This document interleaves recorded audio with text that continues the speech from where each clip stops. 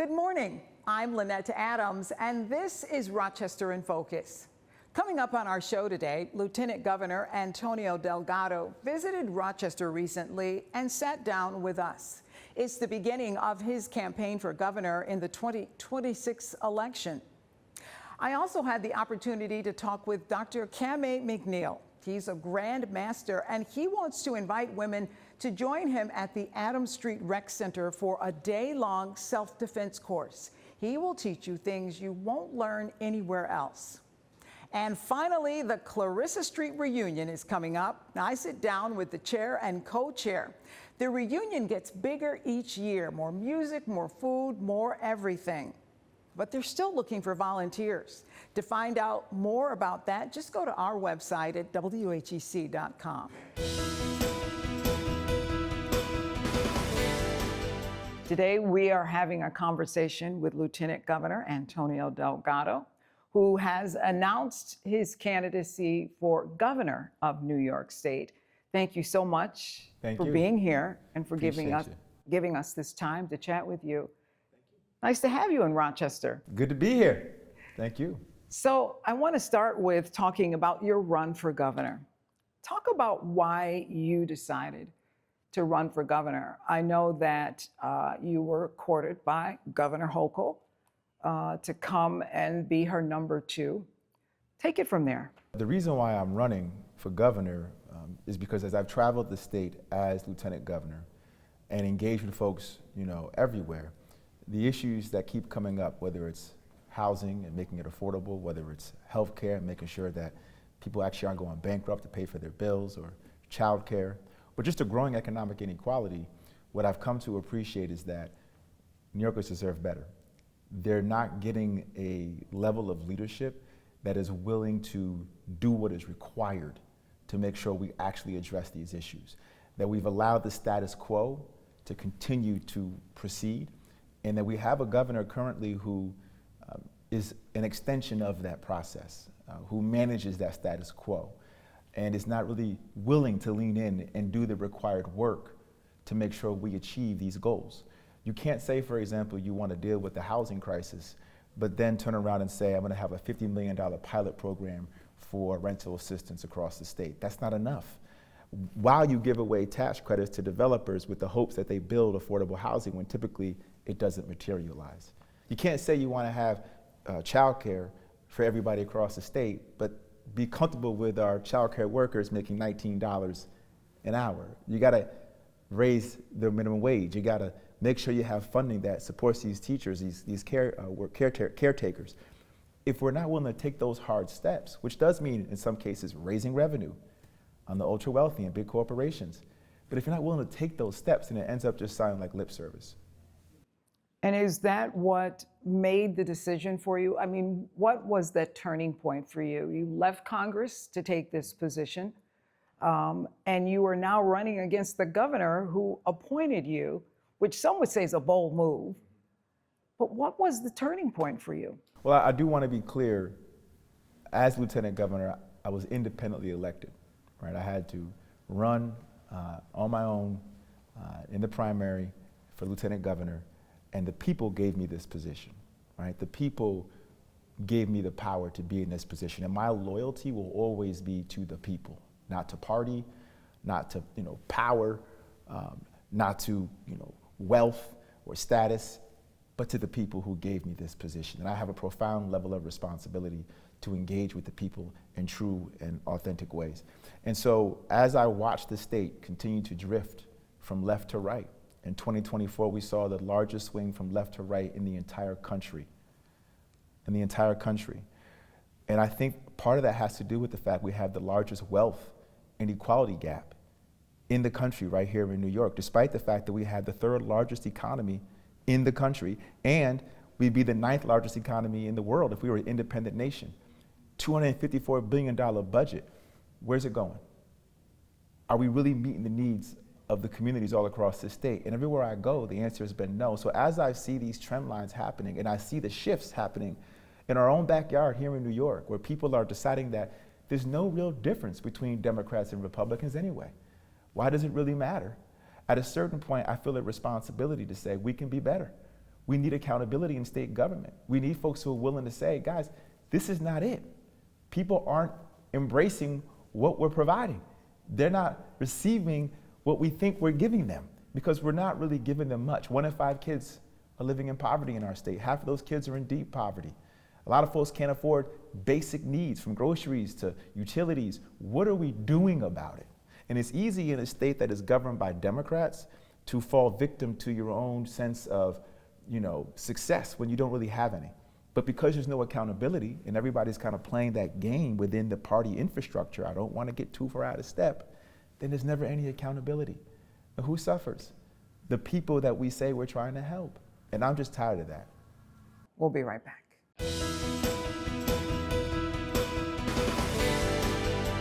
We're talking with Lieutenant Governor Antonio Delgado.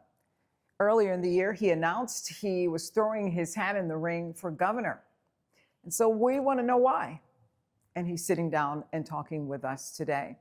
Thank you so much for being here. You are still largely an unknown. I mean, they did a poll and they found that if Democrats were to vote today, 4 out of 5 would choose Governor Hochul.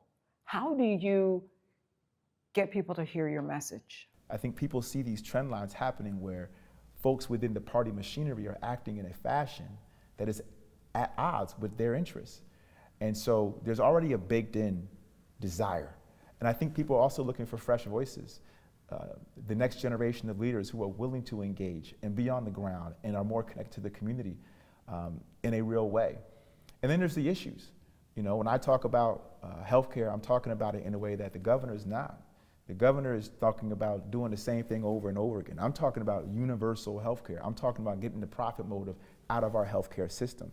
When the governor is talking about housing, she's talking about tax credits for developers that don't typically work. I'm talking about a statewide rental assistance program that's going to make sure folks actually are secure in where they live. I'm talking about universal pre-K for the entire state and paying our healthcare workers, our child care workers, what they're owed. These are real clear distinctions between myself and the governor. I'm talking about taxing the ultra wealthy and big corporations to make sure that we can invest in these programs. I'm talking about stop doing $11 billion a year in tax credits under this umbrella of economic development, never see any return on that investment, but yet the governor doubles down on that every single year. So how do you fight? For example, how do you protect the immigrants in New York State in light of what the federal government is doing? Well, like I said, the New York for All Act does a number of things, including banning these 287G agreements where you have the ability to deputize local law enforcement to enforce immigration and do so in a way that is at odds with state law. And the governor has the ability to do away with these kind of agreements and make it clear to our immigrant community, we're here to protect you. The hundreds of thousands all across this state who've been here for decades, upstanding individuals, tax-paying individuals, we're here to protect you. We're not here to let you get steamrolled by Trump's dragnet. What we are is dedicated to our values and our principles, that everybody here in New York deserves protection, that everybody in New York is not meant to be scapegoated or demagogued. And that's how you convince people that you're actually for something and not just against whatever's coming. The veterans program here in our area is losing $500,000, a program that helps veterans find jobs. We need to be thinking ahead. And the raising revenue piece, there are a number of different options. And there's a whole set of policies under Invest in New York, from corporate gains to, billionaires tax to heirs tax. There's all these different ideas that can raise billions of dollars. And I would encourage, with the appropriate level of focus and attention, the legislative body, and in partnership with the governor, to figure out what are those series of policies, those tax revenue generators that we could lean on to help us offset any number of different shortfalls that we might be experiencing. What do you want to say to the New Yorkers in this area who will go to the polls and vote for you a year from now?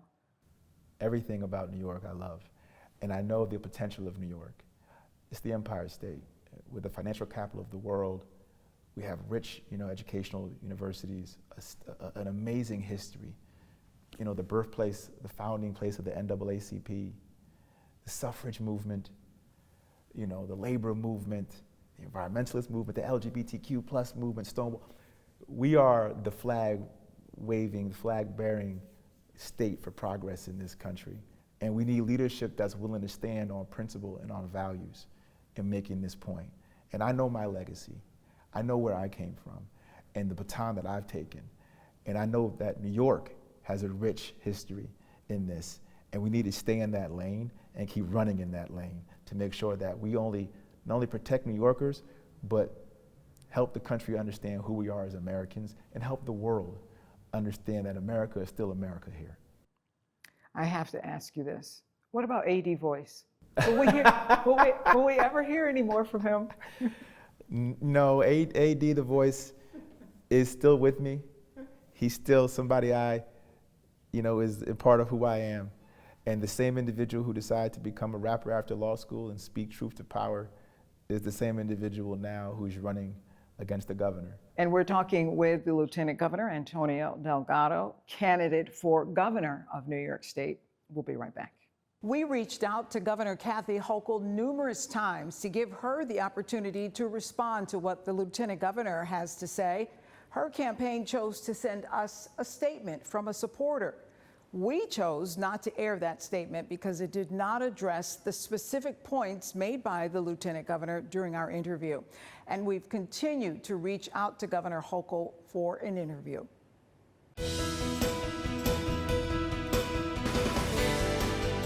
Today we are talking about self-defense for women.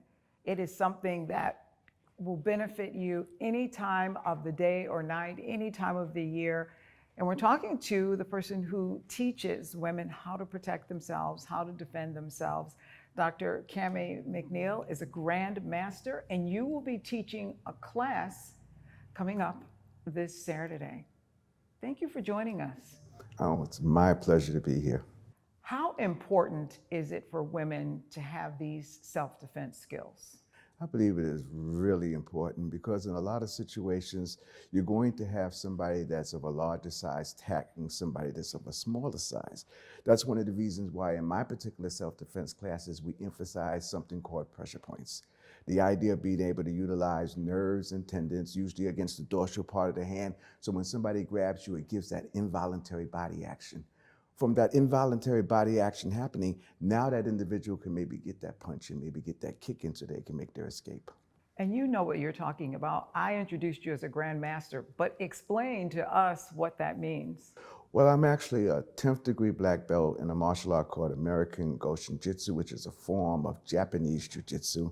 And I'm also a 1st degree black belt in a martial art called USA Judo. I've been doing martial arts now for the last 51 years. What can women expect in this class? It's from 10 in the morning until 4 in the afternoon. It's very intensive, right? It's intensive, but the idea is we work along with the skill level of the individual. So that's why we start at the age 13, but there's no age limit. So for example, if somebody comes in and they tell us about their bad back and what we're doing at that point in time doesn't work with that, we can always change something up to make it work for that particular situation. We start out with light exercises just to be able to loosen people up. We do stances that are called defense stances. So when someone's stepping towards you, you have to move with that person as they come towards you. The idea is never let nobody get to your sides, never let nobody get to your backs. And then we will go on ahead and go over what I consider to be the most important part because we're going to use this all through the seminar, and that is pressure points. The idea of being able to learn where the nerves, tendons, and soft tissue areas are so you can get that advantage. What can I learn in 6 hours that I can use for the rest of my life? Are there some basics that you teach in every class? You talked about the pressure points. Mm-hmm. Do I need to know more than that? Oh, definitely. The idea of the pressure points is just something that gets you started. It makes the body move in a particular area for you to do the attack. We also teach the punching. You need to be able to do your striking afterwards, open hand striking afterwards. We even teach how to be able to do takedowns.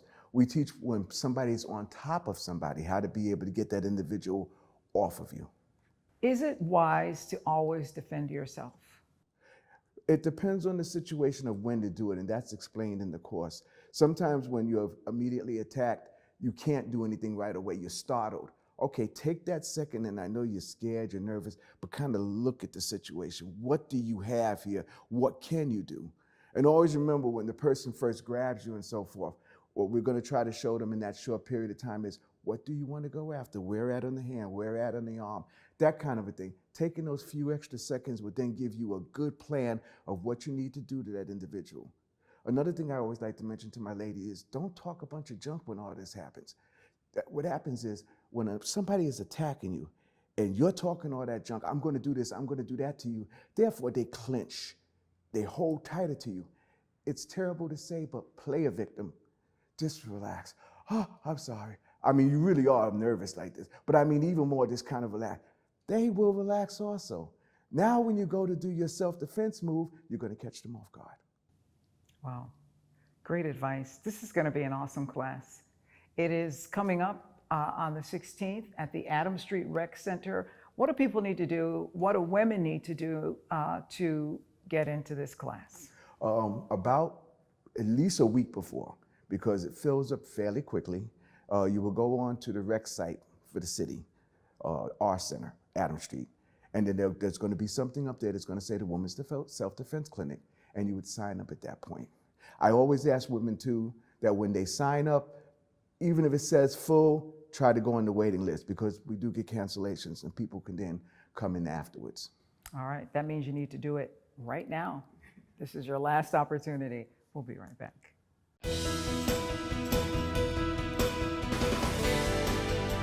It's August, so you know that means it's time for the Clarissa Street Reunion. And that's what we're talking about today with the chairperson, Renee Dexter-Long, and the co-chairperson, Patricia Mason-Williams. Thank you for being here. Thank you for having us. You know, it's exciting to talk about Clarissa Street because there's so much history. And I know the reunion is coming up. So let's first talk about what people can expect for the 27th annual reunion. Having a lot of fun, a lot of fun. We've got a lineup that is going to blow your mind. We're going to have 2 stages this year, tons and tons of food vendors and just vendors in general that are selling their goods and giving things to the community. I know Patricia can talk more about who we have as far as entertainment. It's going to be a really good time. So I think for us, our headliners would be Joe Beard and Will Holton. They're going to close out our main stage this year. We have a ton of R&B performers, jazz performers, youth performers, and gospel performers. So this is an all-day event on August the 23rd. Just come and plan to stay all day. That's right. Plan to stay all day. Bring your lawn chair. Right. We start with with an old style, we call it a stroll, like a New Orleans stroll. So if you want to come down early, come about 10:30, have your beads ready, and the jazz group will be walking down the stage. It'll be a great time, or down the street. So we'll start down on Adams Street and stroll down to the big stage. Talk about the significance of that. Well, jazz is super important to the area. I mean, there was a place on the street called the Pithot. It is world renowned, and it was known for the music that was played there. It was known for all the artists that would come there, people from around the world. If anybody played here in Rochester, they had to end up at the Pithot at the end of the night. This is not just a festival. This is not just about food and music.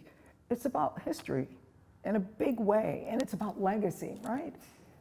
So they call it the reunion because people that have moved away from Clarissa Street, even moved away from Rochester, usually come back each year to reconnect with their friends, to reconnect with loved ones, to remember all of the great things that were on Clarissa Street. Clarissa Street at one time was a safe haven for Black families, and that's where they would come and feel safe and feel comfortable. But Clarissa Street had everything that they would need. They didn't need to leave their street. They had their own doctors, their own funeral home, own restaurants and things of that nature. So Clarissa Street was our Black Wall Street at one point. I know both of you have connections to the area. Your families have connections to the area. Is it bittersweet for some of the elders in the community as well as you? Yeah, I'm going to let Renee answer, but I will say this, yes, definitely. I had family that owned property and owned businesses on Clarissa Street. And I remember as a young kid going to the corner store that my aunt used to own, and to see that doesn't exist anymore, but I remember this was the spot. When I walked down Clarissa Street, this was the spot. I actually have family members now that actually own the Clarissa Room Unfortunately, some difficult things, they're having some difficulty getting open, but they owned it because they wanted to be a part of that history. But Renee's history is a little bit different, and I'll let her speak about that in regards to her family. Yeah, well, I mean, when I think of bittersweet, with the question you asked, I think I see the joy in the elders to know that they're getting the recognition of what they are a part of. So for me, it's not necessarily bittersweet. Yes, it was taken down, but their joy shows the resistance and their strength, and that's what they're showing. And allowing us to come in as the young, we're not that young, trust me, but a newer generation coming in to try to add a little bit of resurgence and give us some truth to power and some words to be able to give back and get people involved in it. Is there anything we need to know, or should we just show up on the 23rd? Nothing to know except wear some comfortable shoes, comfortable sneakers, bring a chair, because there are no chairs there, and if you want to sit and enjoy someone, a particular artist, you want to sit down, you want to bring your own chair, and be hungry. Come and eat, have some fun, and be ready to dance too. We have 2 stages. So we have 2 stages at either end of Clarissa Street, and they'll be playing music, different artists all day long. We start at 10:30 with the opening stroll, and we end at 7 o'clock where we close out our show with Will Holton. All right. It sounds like it's going to be a good time. Yeah. Thank you for stopping by to tell us about it. Thank you. Thank you. And we'll be right back.